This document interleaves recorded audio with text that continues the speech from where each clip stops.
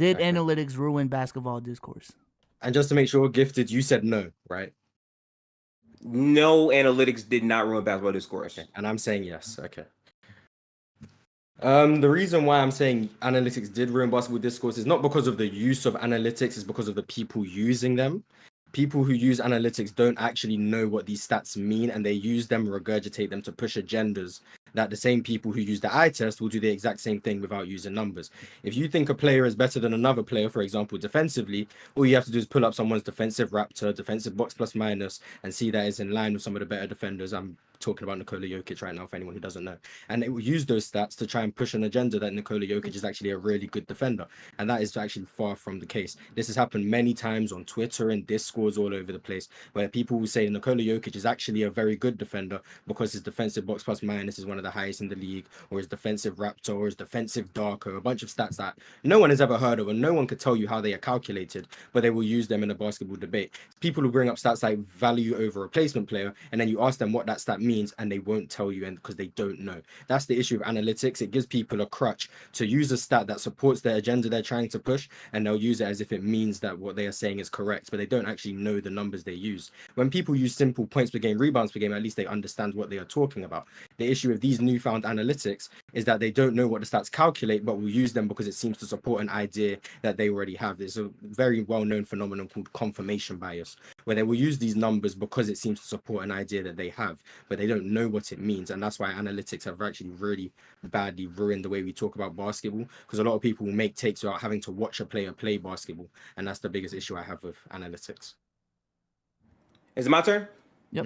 FYI, right, so- one of those niggas is in here right now. Who thinks? Well, never mind. Go ahead. Okay, I'm gonna look dead in the camera when I say this. All right, analytics did not ruin basketball. Twitter ruined basketball. ESPN ruined basketball. The way basketball has been talked about by these massive broad networks, they don't know what a true shooting is. It's all about who has more rings. This guy didn't win a ring, so clearly he couldn't have been this impactful player. It's not my fault if people don't understand how analytics works when it's really not that hard. Most people just simply do not understand analytics, and they misrepresent the meaning of what it is. But in actuality, analytics has come such a far way to where we can determine the on-off or how productive a player can be given the proper context. Analytics actually expands the details of the game. And ultimately, what we all love about sports is watching it at first, reacting to it. But then once you have years under your belt of watching it, you want to dig deeper and understand more. And analytics can tell you a story, but it's not the story. And I don't believe that people misrepresenting and using these statistics incorrectly should reflect poorly on the stat. That should reflect poorly on the people. And once again, if you're talking about what's really ruined basketball discourse, you're not going to tell me analytics is worse than Brian Windhorst or people saying Jokic won these MVPs because he was white. That's not analytics. That's people spreading a false and slanderous agenda. And when it comes down to Twitter people bringing these up, again, you're talking about people that are using these stats, sure, because they didn't watch the game. But if you keep talking to a person, people who use analytics use it in proper context if they actually know basketball. For instance, I like to talk to people. Eye test absolutely matters, but stats can tell the story sometimes that the game might not fully tell you in terms of how effective a player was from the field. There's multiple types of statistics that can prove to be very, very beneficial for basketball discourse. But just like anything in society, you have to use something properly, because if you do not, it can become a detrimental thing. Upset alert? Is this an upset alert? And me personally, I would rather hear people talk about true shooting than, well, this player is better than that player because he has one championship ring. That's actually worse for basketball discourse. Prime example, before Jokic won this year, people were having him in conversations with Joel Embiid. I like the eye contact. Clearly I like for many years, contact. a inferior player to what Jokic has been able to accomplish. But because Jokic didn't have the championship, they tried to invalidate this man's MVPs. Did you hear anything about Darko, true shooting, or Raptor in that argument? I don't think you did. So analytics did not ruin NBA discourse. Twitter did, ESPN did, and people who don't know basketball did. Mars, just saying you on the ropes right now. I 1000% agree with a lot of what you said. However, when we talk about basketball discourse, the analytics don't have to be the problem. But discourse is people discussing something. And if the people are misusing analytics, that would indirectly make analytics a part of what's ruining basketball discourse. So I have to talk about what the people are doing. And if they're misusing them, that would make analytics part of the problem, because unfortunately that's what discourse is. Now, I do agree multiple things can be part of the problem. Big main media outlets are also another group of people ruining basketball discourse. My argument isn't that analytics are the sole thing ruining basketball discourse, or the only thing.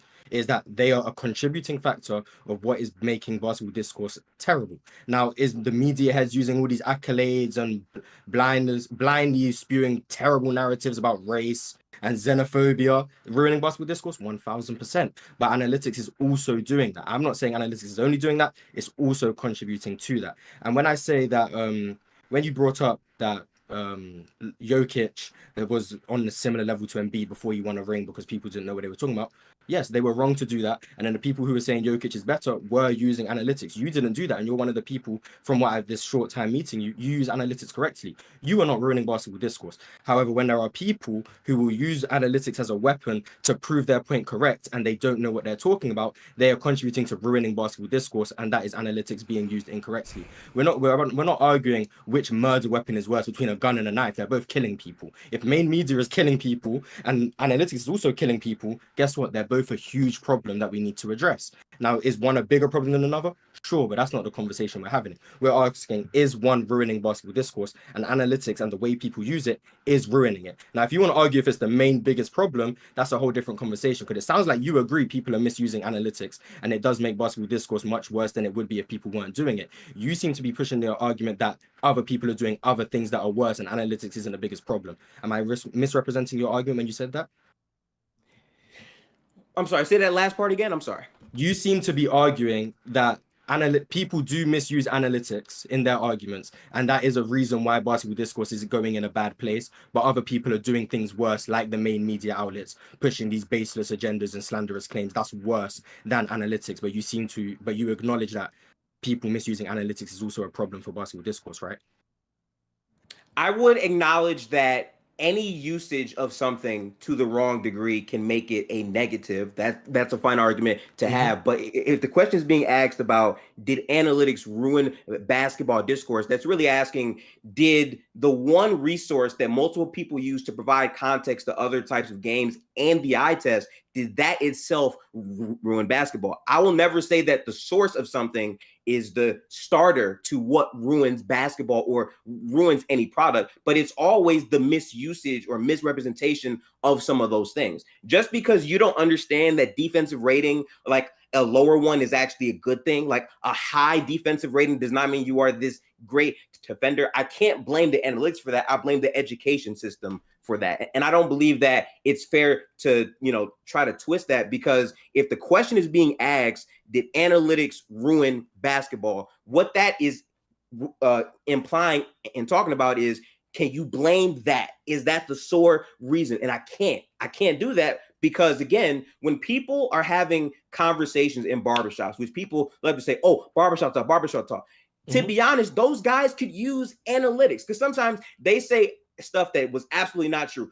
Kobe didn't miss a single shot in an X or Y series, but literally, if you use the base analytics, which have existed in the game for a super long time, that wouldn't be the case. Analytics is absolutely a need. And if you're trying to argue that it did ruin basketball discourse, where would basketball be without analytics? I don't agree with stripping the NBA a sport of analytics, because just 1 minute. Go ahead. Yeah.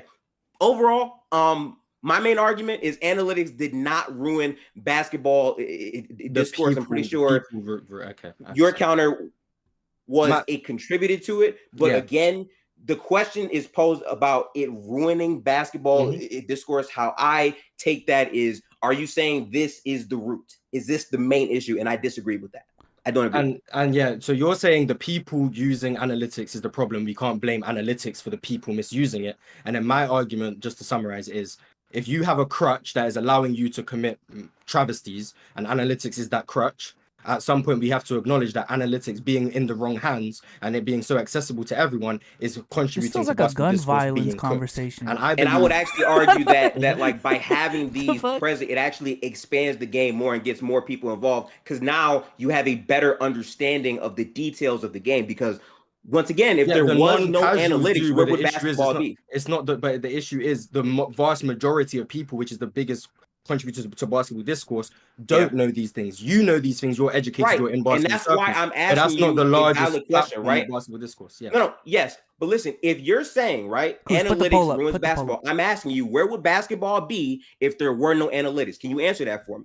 Where would that be? When we talk about analytics, are we talking about the advanced analytics or points per game, rebounds per game? Like, how far are we going? Analytics is the base, points, rebounds, assists, advanced statistics. Analytics is the entire without the base stats, we wouldn't be able to track what each player is doing individually.